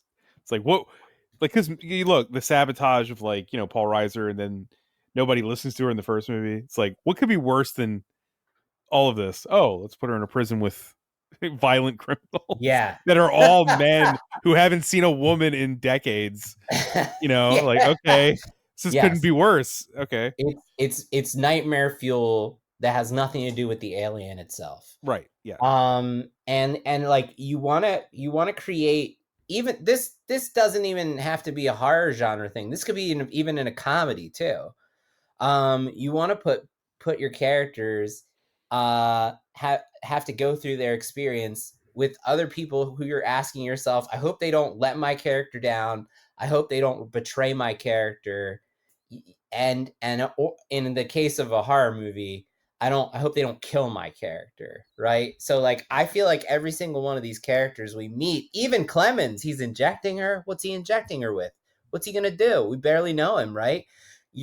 I feel like every single character on this list, you're asking yourself the entire time, I hope they don't let Ripley down. I hope they don't betray Ripley, and I hope they don't harm Ripley. And there are several moments where people switch and they do like attack her. They do harm her. So these things are being, your fears about that are being proven true. These are untrustworthy allies. And the movie is constantly giving you little moments where, you know, 85 is looking at the Waitani computer, and he's doing just enough to be like not on her side, right? Everybody is showing themselves to be just untrustworthy enough that we feel tension the entire time as to whether they're going to help her out when the time comes, right? So I just think this is a great example. If this movie does one thing that you can learn from as a screenwriter, right, it's crafting an ensemble full of characters who are untrustworthy allies. So that's all I wanted to say on that. Especially my favorite one is Morse, the guy in the end who ends up being the only surviving prisoner. If you watch it, like he's the one prisoner who keeps saying, we should just kill her. Like, Yeah. But in the end, the one guy she has to rely on is the guy who 3 times in the movie is trying to rally the rest of the prisoners to kill her. I mean, in front of her face. It's also like, he's not totally wrong. You know, like for the audience sake, he's like kind of the voice of the audience, maybe in a tiny ways. From their point of view, it's probably the smart thing to do if they think it's also her fault. She brought it here inadvertently. Yes, inadvertently. The way they're going to see it is what I mean. It's just, this is a great example of how to craft like relationship tensity, where there's like, it's just like, it's a constant.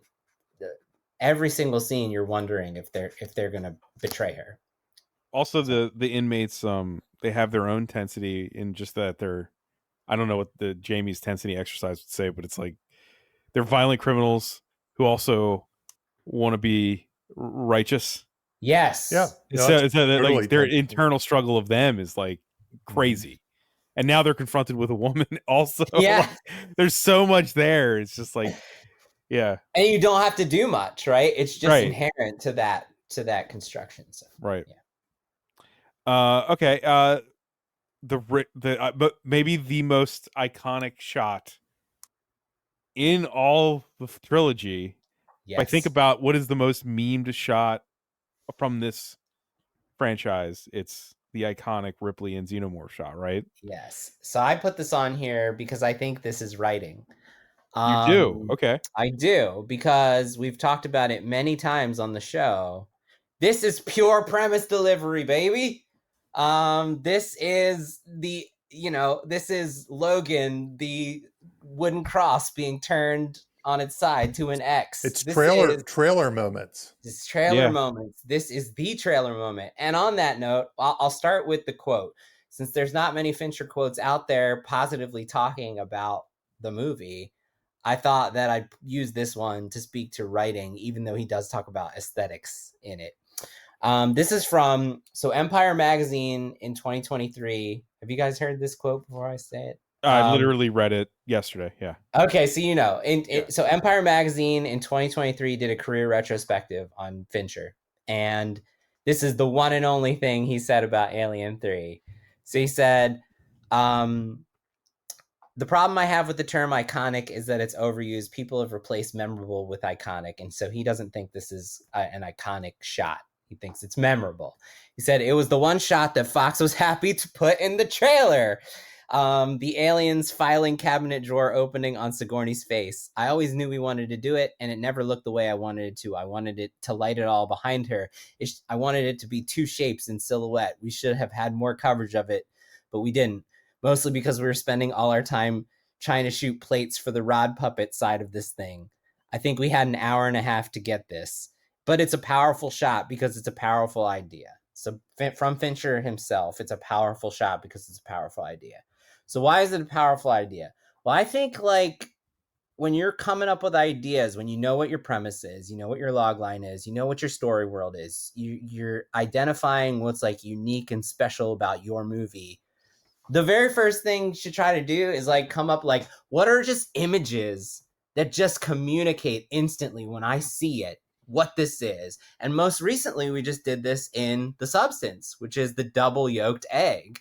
Like the way that's conveyed, they put a needle in the egg and then the egg grows two yolks. That's the movie. That's the whole premise right there. You see that and you know what this movie is.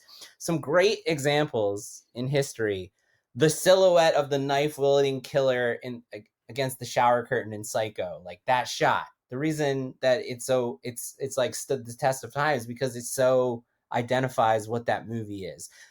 My favorite one is from the show in Jurassic Park when the T-Rex at the end, when the T-Rex throws the velociraptors off of him and the banner is like falling over him and he roars and the banner falling over him comes across the screen and says, "When dinosaurs ruled the earth." That is so amazing. Perfect, pure premise delivery. Like that is a moment that conveys the entire movie in a single shot. The monolith scene in 2001: A Space Odyssey. The bicycle silhouetted against the moon in E.T. You don't need to say anything. Like you know what that is. It captures it so perfectly. So I just think this is a great example. This xenomorph extending its jaws against a terrified Ripley is so perfect. And it's written, right? That's in the script. That's like part of when you're coming up with ideas. That's the type of stuff you need to squeeze the juice of the orange out until you get. And Jamie, I don't know about you, but like I spend a good amount of time on the early invisible ink part trying to come up with these things. Is this something you do? I don't know that I spend time coming up with them, but when I find them as I write, I highlight them, and Gotcha. when I say highlight, I make a big deal. I put them on their own line. I put them in all caps. I do, so I definitely do that. It's like when they came up with in Endgame, when the Russo brothers came up with the fact that Cap was going to pick up the hammer, right? Yes. Yeah. They were like, that's going on the board immediately. Like that's a shot. Like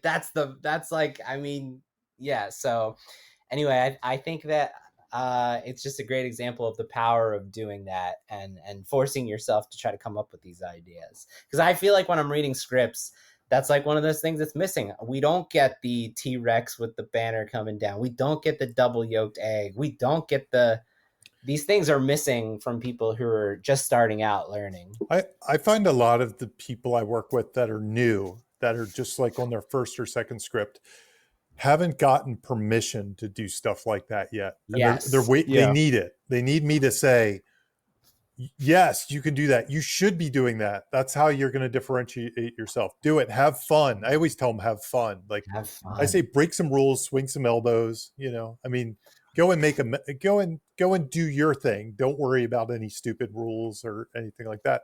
A lot of people are like, they write these like really timid, scared action directions that are really boring and just kind of set the scene. And and sometimes when I bring this up, they're like, "You're allowed to do that?" And I'm like, "Yes, you are allowed. You should art. do it." Yes. Yeah. Exactly. It's art. You do it. Yeah. Yeah. We couldn't talk about Alien 3 for me without saying that. No, I mean, Can you guys think of another shot from the other two movies or any other movies that is like memed as much as that? Yeah. I can't. No. How many? I can think of like 10 versions of that it's- shot. There's probably some version of "Stay Away from Her, You Bitch" or something, but nowhere near as interesting as that. Yeah. Yeah, Not visual. I think that's like the most quoted, but that's not the visual. That's Right. the biggest visual. yeah. Yeah. It's weird that it's from a movie that a lot of people just disregard. Yeah. You I know, kind it's of like- forgot that it was in part 3, even though clearly she's got no hair. Like, Right. where else could it be from? Yeah. It's just funny that's like the visual Yeah. top of this whole franchise. Okay, we already kind of touched on it a little bit, but nihilism and character arcs. Yeah. Did you put this on there? I did. So here's the interesting thing about this movie, is that we still haven't talked about nihilism in a movie. I don't think we've done a movie that is nihilistic. We as a definitely kid. have. Yeah, we we got talked about some, it. Jamie. We We got talked about it. Halloween. We got we talked about The Mist. We debated positive nihilism in Everything Everywhere All at Once because they said it was positive Right. nihilism. Which really wasn't nihilism. No, it wasn't. Yeah. No, it But wasn't. is Halloween nihilistic? I don't remember. I'd have to go back and listen to what we said. I took the quote from the go to the classroom scene because I wanted to debate it. Okay. I wanted to debate it when I thought you guys were going to bring to me that this movie was nihilistic. Yeah. So I got this quote. It was John Carpenter has said that this is like what the movie is about. Okay. And this is when Laurie's in class at the beginning of, he says, what Samuels is talking about is fate. Fate caught up with several lives here. No matter what course of action Collins took, he was destined to his own fate, his own day of reckoning. The idea that destiny is a concrete thing that a person has to deal with. Fate is immovable, like a mountain. It stands where man passes. It never changes. Okay. Which I don't feel like is Ripley's journey at Yeah. all. Yeah. And in Halloween, like I'm even thinking back to that. Like they do vanquish evil, the good guy wins. It feels hopeful, like, hey, I could win against evil if I was good. I don't know. It would be interesting to hear what we said then. Yeah, I don't remember. I don't remember. On the flip side, Halloween is a movie that feels like documentary, almost like this really happened or something, Mhm. which are often nihilistic because they're like spooky kind of ghost stories to scare you. But I think the Laurie versus Michael Myers silent killer is an irrelevant parallel. Yeah. Well, Definitely. there's an interesting thing that's going on in this movie, which is the half man as protagonist, which happens in the Halloween series, happens in Right, right. Terminator.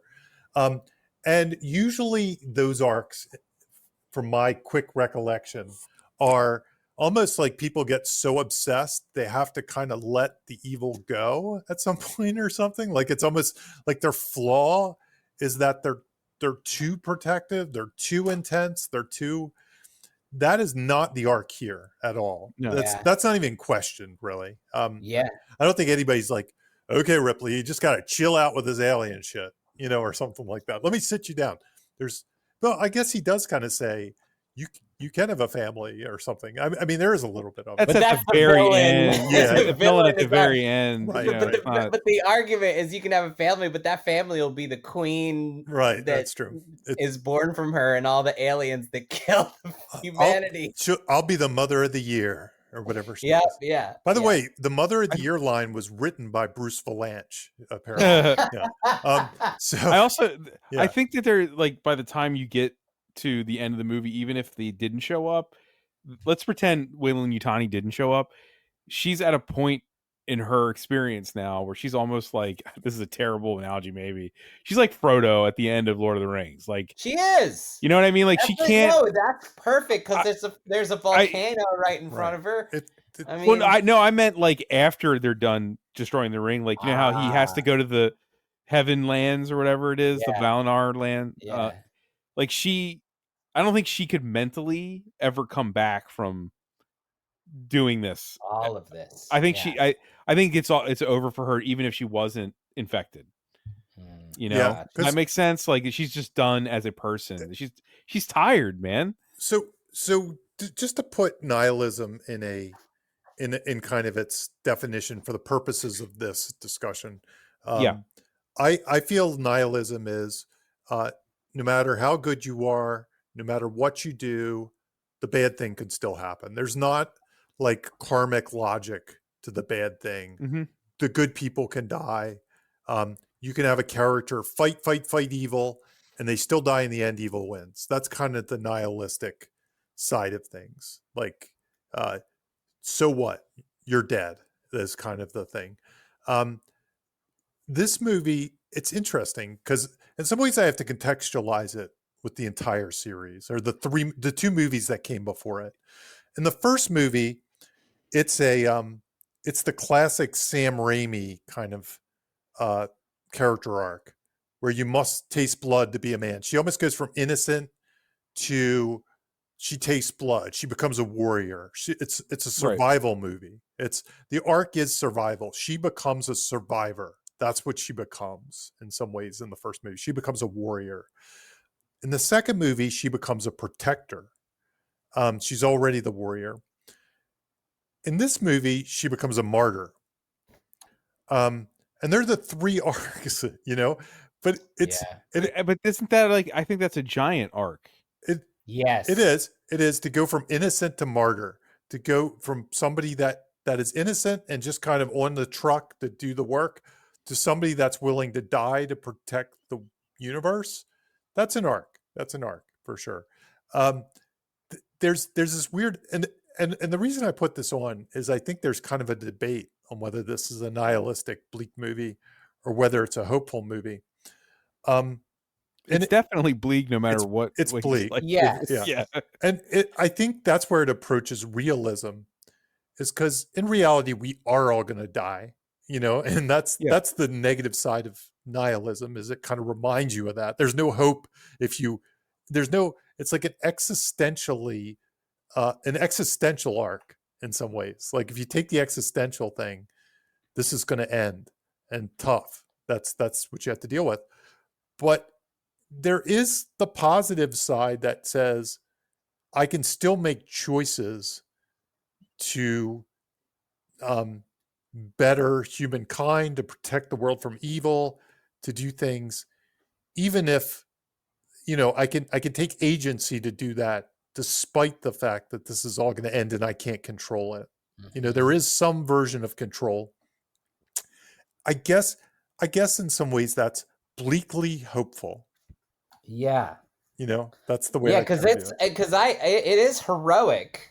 It's and the ultimate heroism. I mean, yeah, the definition of heroic. Like she beats Weyland-Yutani, she beats the alien of the moment, and like she doesn't let herself be swayed. Like I love, Bob, when you were talking about all the Ripley stuff that you loved about the handling of her character earlier in the beginning of the episode, it was making me think of that last few lines between her and the bishop person who isn't the robot, and he's debating with her, and he's like saying all the right things. And there's a version of this movie that is more like the tragedy where she doesn't learn, right? Like she goes and like the Ripley from the first movie. Ripley from the first movie would have believed him. Yeah, like held on to hope and go like, oh, maybe they will take it out of me. Maybe I will survive. Maybe I do have a chance at these things that I want and I desire and I deserve.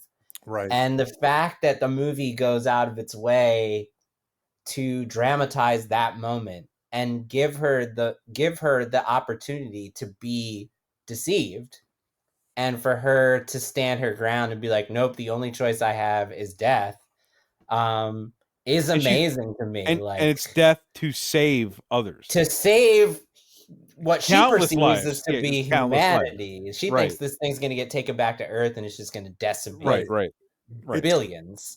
Yeah. It's because what I was kind of thinking is nihilism is saying nothing matters, right? This is not saying that. Yeah. And existentialism, which is kind of what this is it's kind of nothing is guaranteed, but we can choose to matter. It's kind of like, so in the face of a world that doesn't give us any promises or give us any gifts in some ways, we can still have agency and choose to make a difference. And that's even in death. even in death. Even in death. So, Yeah. so she, even in this world that's rigged and the cycle that's going to continue, she chooses to matter. She chooses to make a sacrifice. She chooses to prevent evil. Yes. And all those things happen. And she preserves humans. Everything, right. Yes. Well, everything Jamie just said pretty much is the reason I think that this movie is important to the trilogy. Mm-hmm. Like, I think that the people who write it off, I love Aliens. We've done the episode already. I'm not ever insulting aliens, no matter what I say here. But if you consider that this whole thing just ends with aliens, to me, the ending of that movie is too hopeful for how I view what is going on in this entire franchise. Like, that's not the ending of Aliens or any Alien franchise to me, because it is basically kind of saying there's kind of hope that she can have a life.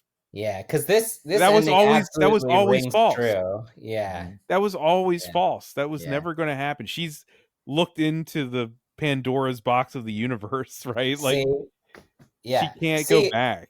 And now that I've heard that you say that, all this stuff, like, I think when I'm like pitching the rewrite is because I think these things that she's starting to wrestle with in the last 20 minutes of this movie would be more compelling if she has to wrestle with it for the entirety of the third movie, right?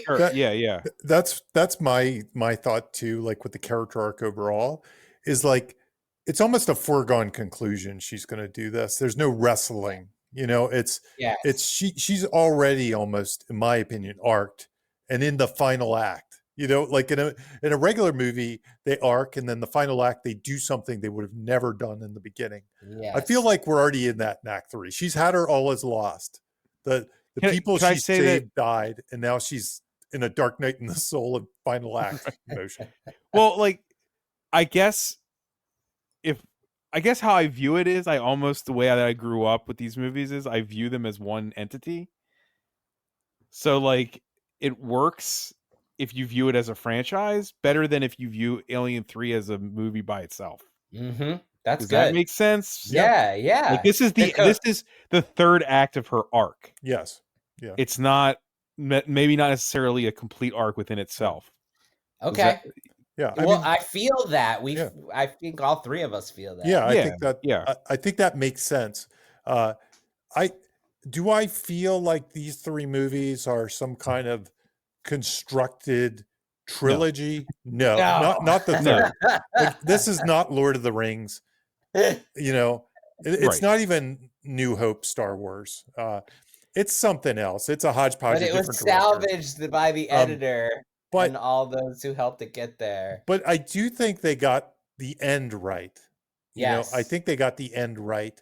I think, especially given all the way this whole thing came about, I do think they landed it in kind of the right way. And the universe is still dark and bleak and cruel and continues on, which is the way it should. It shouldn't be like, and then everyone was happy. It doesn't feel right for this. I'm really interested to see what happens with. Yeah, keep going. No, go ahead. You're making me think of 28 years later now, which we're about to see. Oh, right, yeah. The first one has a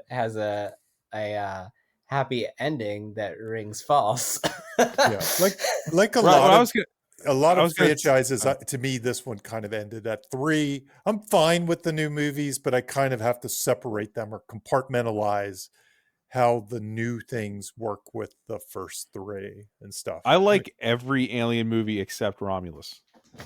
Okay. That's where I am. Yeah, I don't love every Alien movie. I like every Alien love or like every Alien movie. I just didn't like Romulus, but I think they all have their place. But I mean, and the other 2 are prequels, so they kind of work with it. It doesn't matter, right? It doesn't matter, and so they work with it for me. I guess I think I might have said at the beginning, but like, I feel like if there's only Alien, then Ripley is simply a really great final girl or whatever trope you want to add there. Right. If there's Aliens, she's a badass action hero. Yep. But once you add in the mix of Alien 3, she becomes this great, tragic, substantive character. Like you need Alien 3 to make her the like the greatest of characters, sort of, in my Right. opinion. She's more of a genre hero in the other two, and this movie, with all its flaws and all its mess, kind of gives her this weird level of substance that a Mhm. pop hero doesn't normally get. Like, Yes. kind of like it's if it was better, it would be her Logan, regarded as her Logan, right? Mhm. If that makes Mhm. sense, like Yeah. or like this would be the James Mangold attempt Yeah. at if he was successful with Indy 5. You You know, keep validating for me on my end my desire to have her wrestling with this stuff I get from it. That's like fine. 20 minutes in, I being don't. like, I'm not because then it against. becomes her Logan by design. Sure, Um, it becomes more of a cheeseburger for sure. Yeah. yeah. I'm not even saying that it shouldn't change because it's not a finished movie. Yeah. But it's there. I think there's a. I'm trying to make the argument for why it has value because so many people disregard it.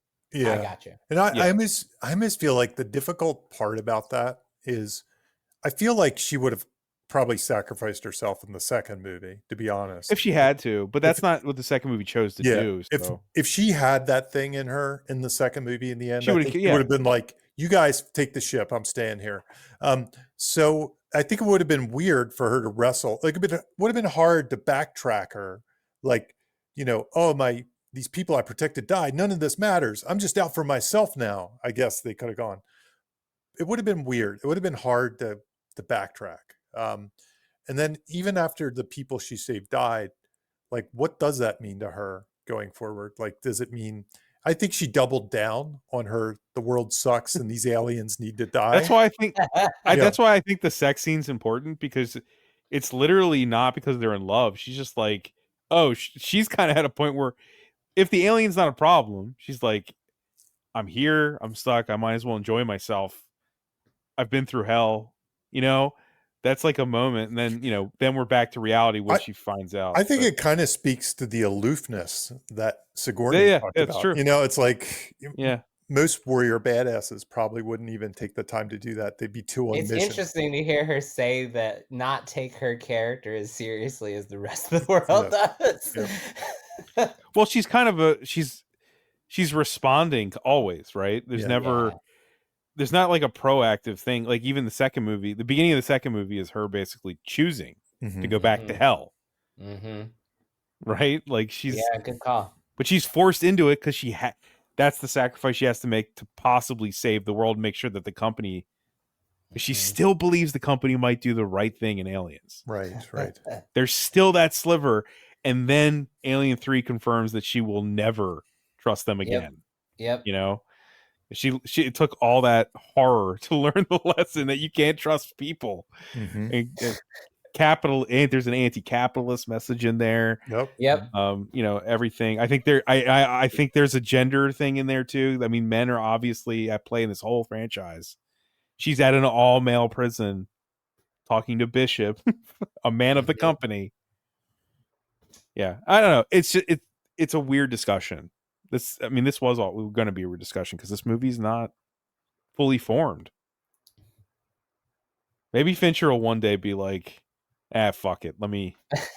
Doubt it. Hey, he doesn't. You know what thing is? He has nothing to prove. He doesn't need to. Yeah, he doesn't need to. He's a legend already, so he has nothing to prove. He doesn't need to. Maybe they should hire George Lucas to come in and do a special edition. You beat me to the George Lucas joke. There you go. Well, we already compared it to Phantom Menace. So, oh my god, yeah. And that's pure George Lucas. I mean, there is the fact that Ripley decided to take out the guns and replace them with walkie-talkies in this movie. We didn't say that at the beginning, but just like Renly Harlin not wanting to do the same setting, choosing not to have guns in this movie, I think is a really good choice. Yeah, I agree. It forced them to do something completely different. Yep. They had to MacGyver their way to fix, addressing the problem with nothing. They have basically fire and a lead thing. I don't even know what that. I still don't know what that. I love it. I don't know what that is. Manufacturing hot lead. I don't know. I just kept picturing Han Solo. So, carbonite. Right. Also, I was very distracted by how similar it was to Empire and Terminator 2, like in the end, but I'll Also, not like, get into that. it It's like, adds. didn't this just happen in 1991? Our hero dumps himself into molten. Right. I mean, yeah. Well, also, this adds to lore too, because like that the aliens are really resilient if they can handle that lead. Yeah. Right. You know what I mean? Yeah. Like it adds to the Yeah. monster. It makes them even cooler.